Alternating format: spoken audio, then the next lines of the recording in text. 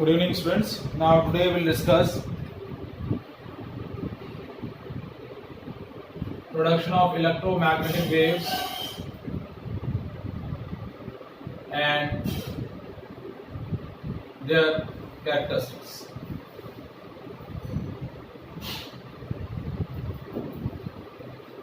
देखिए last session के अंदर हमने डिस्कस किया था modified ampere circuital law which proposed by the Maxwell, ठीक है, and discuss about the displacement current. Now आज हम जो डिस्कस कर रहे हैं वो है electromagnetic waves. Now electromagnetic waves also discovered by Maxwell. Maxwell proposed that whenever a charged particle is oscillating in a time-varying electric field and magnetic field, then it will be create a disturbance in the medium, and that disturbance in the medium or in a vacuum is called EM waves. देखिए wave जो है वो एक तरीके से क्या होता है, one of the kind of disturbance created by the particles of a medium. ठीक है, बट जो ईएम वेव्स होती हैं वो एक तरीके का ऐसा डिस्टरबेंस है जो मीडियम में भी क्रिएट हो सकता है और वैक्यूम में भी क्रिएट हो सकता है. So whenever charge particle is oscillating in a time varying electric field and magnetic field which are mutually perpendicular to each other, then it will produce a EM waves. ठीक है, in the EM waves propagation of direction of wave, direction of electric field and direction of magnetic field, all the three components are perpendicular to each other. तीनों component जो होते हैं वो एक दूसरे के क्या रहते हैं, परपेंडिकुलर. ठीक है, जैसे देखिए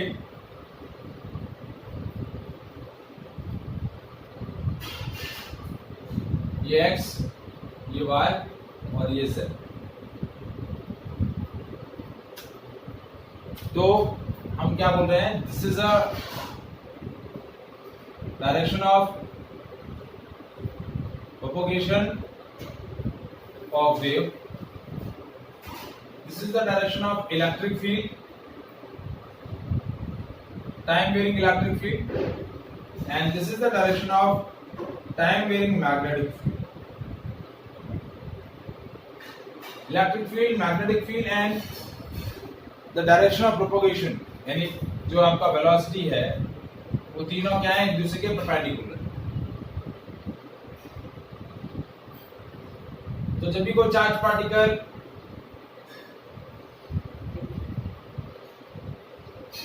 इस तरीके से जो डिस्टरबेंस क्रिएट करेगा, that disturbance is called EM waves. ठीक है, देखिए यहाँ आपका इलेक्ट्रिक फील्ड वेक्टर है,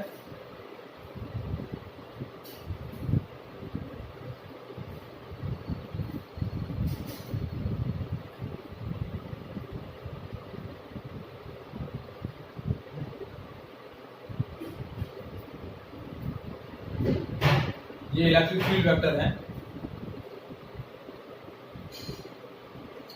मैग्नेटिक फील्ड जो है देखिए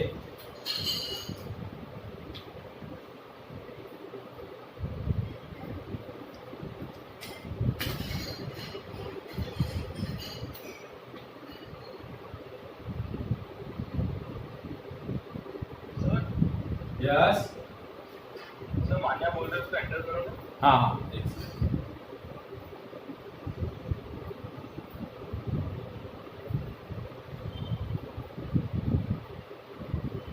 मैग्नेटिक फील्ड, ये मैग्नेटिक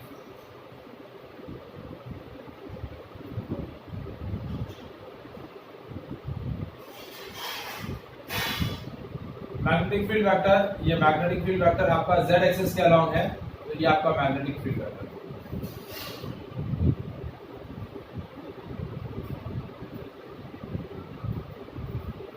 तो ये आपका मैग्नेटिक फील्ड हो गया और ये electric field. and this is the direction of propagation of wave. ठीक है, Now the direction of electric field vector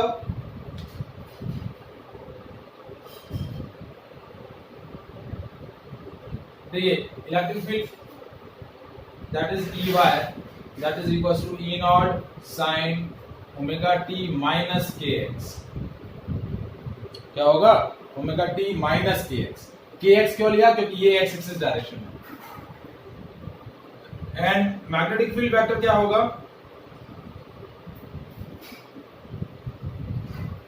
BZ is equals to B naught sin omega t minus kx. This is the one of the important point कि electric field vector और magnetic field vector दोनों same phase में होंगे. They are mutually perpendicular to each other, but they are in same phase. There will be no phase difference between electric field and magnetic field. जो charge particle के along electric field और magnetic field हमने setup किया है, उसके उस electric field और magnetic field के अंदर कोई भी फेज डिफरेंस नहीं होगा. Wave is propagating in a positive x-axis direction. Electric field is along the y-axis direction and magnetic field is along z-axis direction. ठीक है. आई सपोज हम इसको इस तरीके से चेंज करें कि जैसे ये z-axis ले लिया, ये हमने y-axis ही रखा और ये x-axis ले लिया. क्या ले लिया? x-axis. तो इक्वेशन में क्या चेंज आएगा? EY is equals to E naught cos omega t minus kz और ये हो जाएगा BX is equals to B naught sin omega t minus kz, क्योंकि now the direction of propagation of wave is along the z axis direction. ये z axis लिया है, ये y axis और ये x axis, तो इस अकॉर्डिंग इक्वेशन में चेंज आ जाएगा. E नॉट इलेक्ट्रिक फील्ड की पीक वैल्यू है, B नॉट मैग्नेटिक फील्ड की क्या है? Peak value.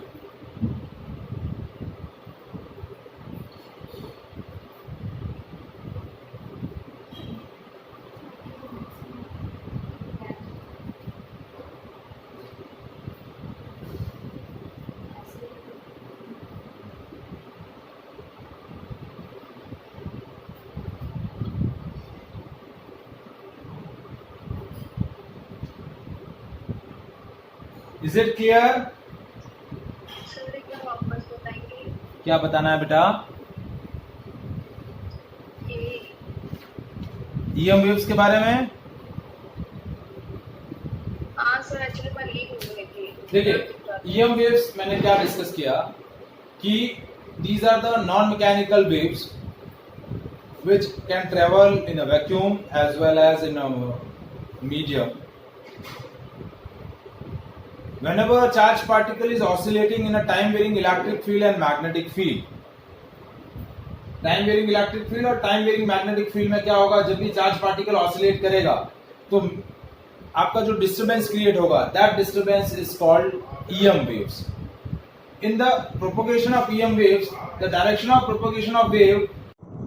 So now we'll discuss the characteristics of EM waves. तो सबसे पहला पॉइंट जो हम है डिस्कस कर रहे हैं वो क्या है? That EM waves are produced by accelerated charge particle. EM waves produced by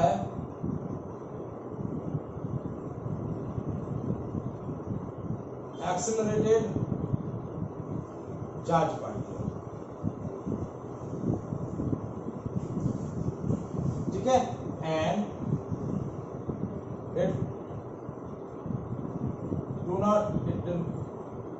EM waves do not require any medium for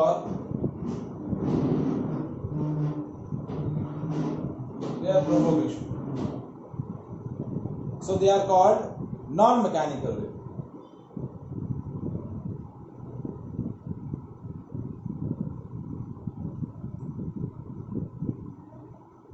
What kind of wave are they? Are non-mechanical waves. Second point, the EM waves, in the EM waves charged particle is oscillating in a time varying electric field and magnetic field which are mutually perpendicular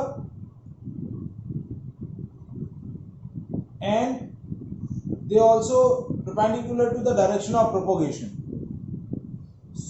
which proves that the EM waves are transverse in nature. EM waves कैसी होती है? Transverse in nature. The direction of electric field and magnetic field are mutually perpendicular direction, and they are also perpendicular to direction of propagation, so they are transverse in nature. कैसे हैं? Transverse in nature. Transverse in nature का क्या मतलब हुआ? आपका direction of propagation of wave and the direction of oscillation of particles of a medium is in mutually perpendicular direction. That gives that EM waves are transverse in nature. ऐसी हैं? Transverse in nature. Third point जो मैंने बताया कि oscillation of electric field vector and magnetic field vector are in same phase. तो third point क्या होगा? Oscillation of electric field and magnetic field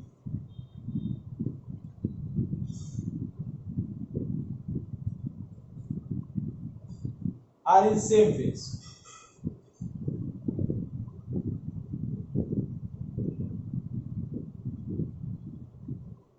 Is it clear?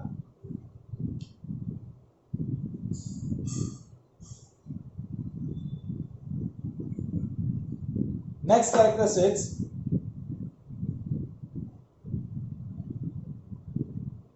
EM waves travel in a vacuum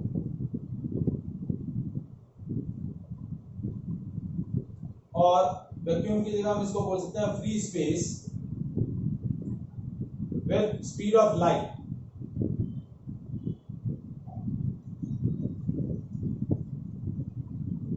C is equals to E naught upon B naught, or it is equals to 1 upon under root mu naught upon epsilon naught. Mu naught is a permeability of free space and epsilon naught is permittivity of free space. ठीक है? But in different medium, in a medium it travel with speed v.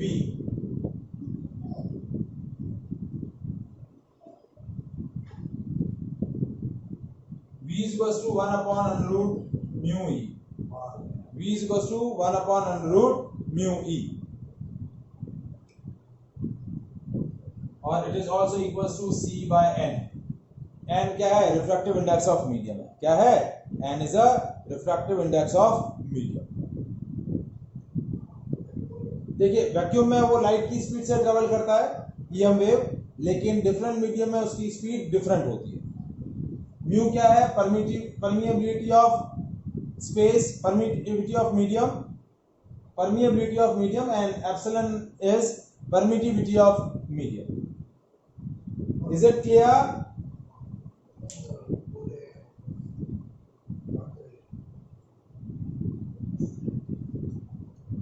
Any doubt? Sir C क्या है? C is the velocity of light.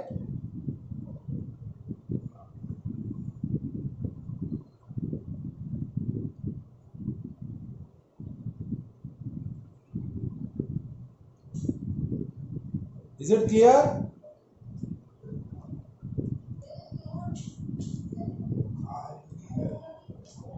Now next is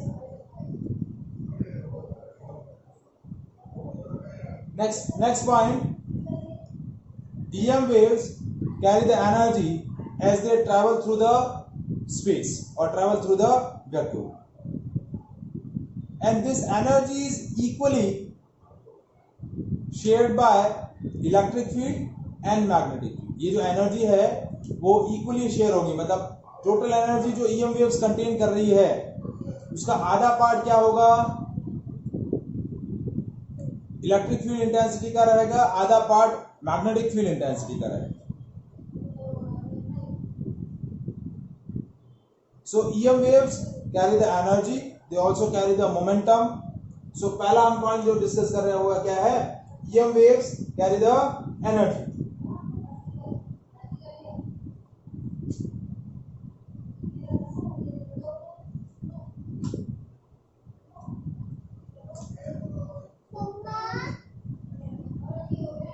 मम्मा बाहर गए ना, Renuka ma'am क्या है.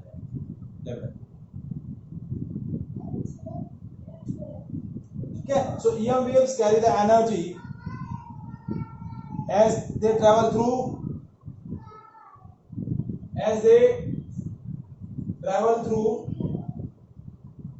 space, and this energy is equally shared by electric field and magnetic field. Equally shared by electric field and magnetic field. Is it clear?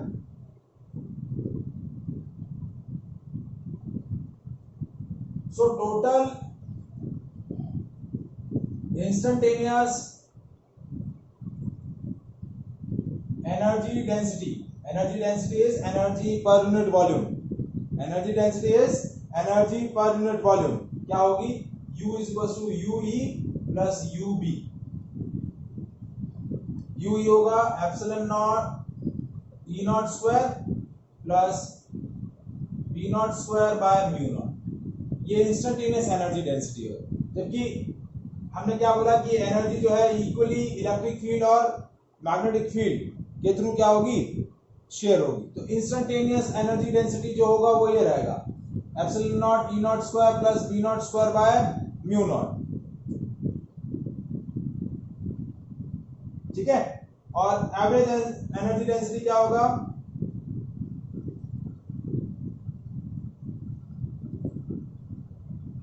That is equals to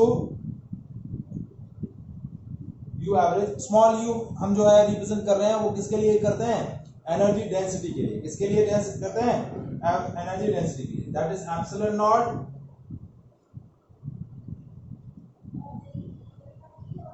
E naught square average. Sorry E not नहीं, E square. ठीक है. इसकी value होगी half. देखिए average value क्या होती है peak value के टर्म में, हाफ E नॉट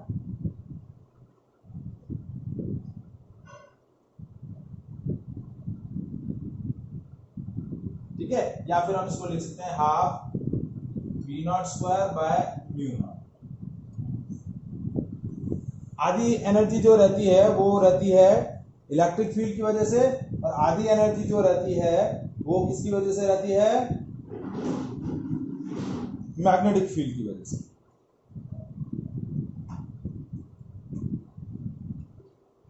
तो ये आपका इंस्टेंटेनियस एनर्जी डेंसिटी हो गया, ये एवरेज एनर्जी डेंसिटी हो गया.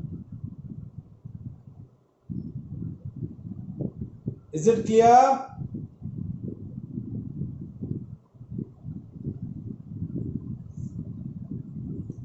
Yes, sir. Now next point,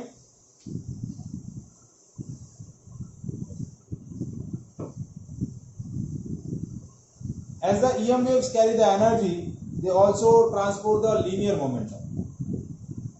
So EM waves transport linear momentum.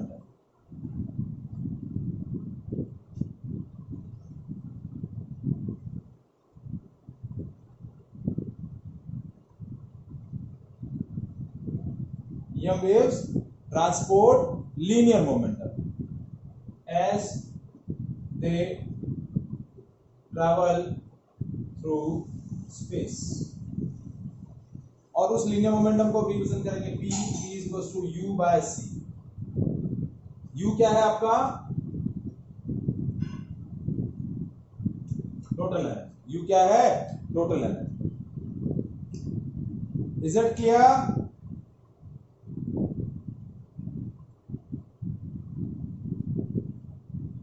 अब आता है intensity. Intensity of EM waves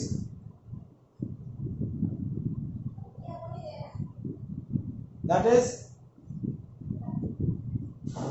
energy crossing per unit area per unit time। Intensity क्या होता है? Energy crossing per unit area per unit time. तो देखिए energy हुआ, total energy को हम रिप्रेजेंट कर रहे हैं U से, U by A into delta t. अब देखिए A इंटू डेल्टा टी को मैं क्या लिख रहा हूं?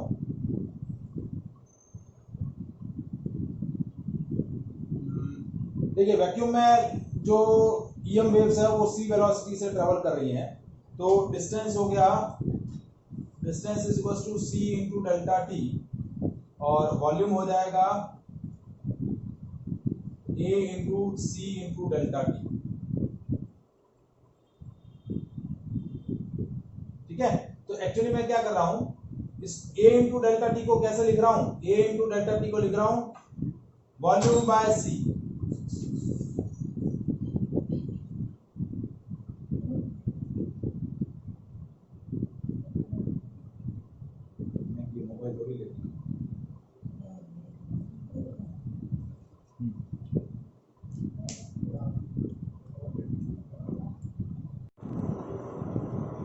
वैक्यूम में c वेलोसिटी से ट्रैवल कर रही है, तो t डेल्टा टी टाइम में डिस्टेंस कितना होगा? Distance is equal to speed into time. ठीक है, अब वॉल्यूम क्या हुआ?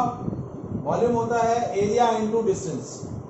कि डेल्टा टी टाइम में उसने कितना वॉल्यूम कवर किया?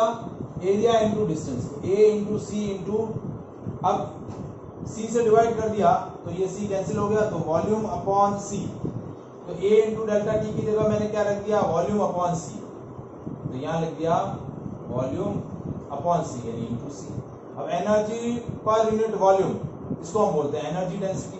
ये हो गया स्मॉल u इनटू सी, ये कैपिटल U टोटल एनर्जी है। तो इंटेंसिटी का एक्सप्रेशन क्या बना? Energy crossing per unit area per unit time, और it is equals to energy density into velocity of light in vacuum, U into C. क्या होता है? U into C. अब हमने एनर्जी, एवरेज एनर्जी डेंसिटी हमने क्या बोला था? एवरेज एनर्जी डेंसिटी बोला था half in epsilon naught into E naught square into C, या फिर हो जाएगा half B naught square by mu naught into सी।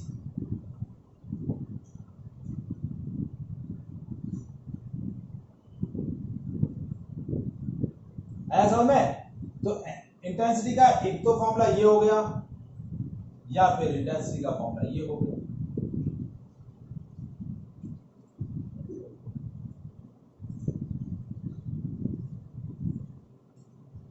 क्योंकि इंटेंसिटी होती है एनर्जी डेंसिटी इनटू सी।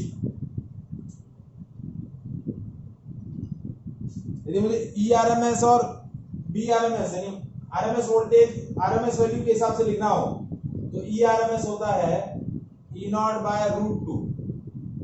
तो हो गया ERMS स्क्वायर क्या हो जाएगा? E naught square by two. और इसी तरीके से BRMS स्क्वायर क्या हो जाएगा? B naught square by to. तो इंटेंसिटी की वैल्यू क्या हो जाएगी? देखिए E naught square by to की जगह मैं लिख दूंगा ERMS स्क्वायर इनटू C। तो एक इंटेंसिटी का ये फॉर्मूला भी बन गया। और इन टर्म्स ऑफ BRMS तो इंटेंसिटी क्या हो जाएगी? It is equals to BRMS square upon into C upon mu naught. क्योंकि ERMS क्या होता है? E naught by root two, और BRMS क्या होगा? B naught by root. तो दोनों का स्क्वायर करेंगे तो ये जो E naught square by two और B naught square by two है, इसकी जगह आ जाएगा ERMS स्क्वायर। और BRMS² रेस्पेक्टिवली। तो इंटेंसिटी के लिए 1, 2, 3 और ये 4 ये फॉर्मूले आपके बन जाएंगे इंटेंसिटी।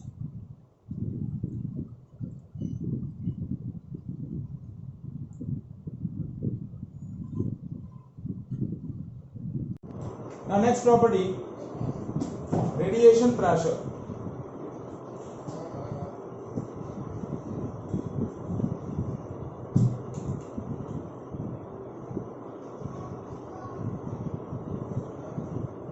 नेक्स्ट कैरेक्टरिस्टिक क्या है? रेडिएशन प्रेशर, मतलब वो क्या कर रही है? मोमेंटम ट्रांसपोर्ट करती हैं। So radiation pressure of EM waves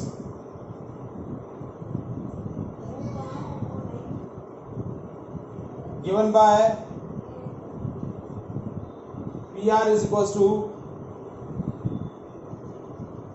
I by C, यानी intensity by velocity of light. तो रेडिएशन प्रेशर आप कैसे देंगे? इंटेंसिटी बाय, क्योंकि देखिए प्रेशर होता है फोर्स पर यूनिट एरिया, ठीक है। इन टर्म्स ऑफ एनर्जी, देखिए इसको लिखा कैसे? फोर्स पर यूनिट एरिया डराइव कैसे हुआ? प्रेशर का लॉजिक ये है, ठीक है। अब इंटू एस ये हो गया वर्क या एनर्जी, और ये हो गया A इंटू डेल्टा टी, ठीक है। अब ये एनर्जी पर unit area per unit time, नहीं A into C into delta, क्या हो गया? C into delta. ये लॉजिक क्या आया, किस हिसाब से आया वो मैं आपको सिखा रहा हूं, क्योंकि प्रेशर होता है फोर्स पर यूनिट एरिया। अब इसको मल्टीप्लाई कर दिया डिस्टेंस के साथ, इसको भी मल्टीप्लाई कर दिया डिस्टेंस के साथ। ये फोर्स इंटू डिस्टेंस हुआ वर्क, या इसको हम बोल देंगे एनर्जी, और ये A into S area into C into delta T, ये डिस्टेंस को हमने लिख दिया C इंटू डेल्टा टी। अब एनर्जी पर unit area per unit time, ये होता है इंटेंसिटी बाय C। तो प्रेशर हो जाएगा intensity bye C। Is it clear?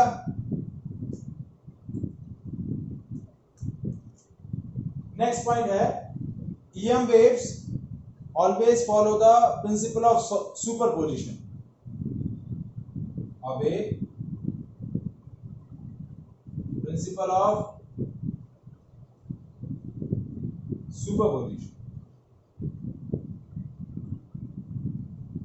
And last one, the EM waves are not reflected by electric field and magnetic.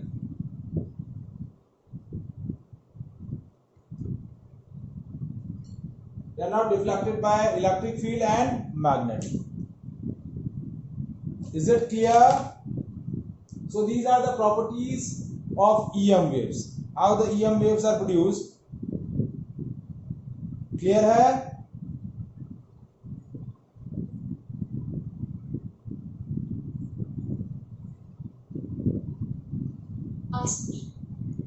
वंदन, समझ में आया बेटा? हाँ सर। ठीक है। अब इससे रिलेटेड कुछ न्यूमेरिकल्स हैं, ठीक है, तो वो मैं कल के सेशन में डिस्कस करता हूं, ठीक है। और फिर एक लास्ट टॉपिक है spectrum of EM waves, radio wave, microwave, gamma wave, X rays और उनकी कैरेक्टरिस्टिक्स, उनके यूजेस। ऑलरेडी आप पहले भी लोअर स्टैंडर्ड में पढ़े हुए हैं, 11th में भी आपने पढ़ा है, फिर भी हमारा टॉपिक है इस यूनिट का, तो वो हम डिस्कस करेंगे, ठीक है। समझ में आया बेटा ये? Yes, sir. ठीक है। So that is all about the today session. बाकी जो है इसको हम नेक्स्ट क्लास में डिस्कस करते हैं। न्यूमेरिकल्स हैं, डिस्प्लेसमेंट करंट के भी न्यूमेरिकल्स हैं और EM वेव्स के भी न्यूमेरिकल हैं। तो एक साथ सारे साथ में डिस्कस करेंगे। चलिए, ओके, बाय।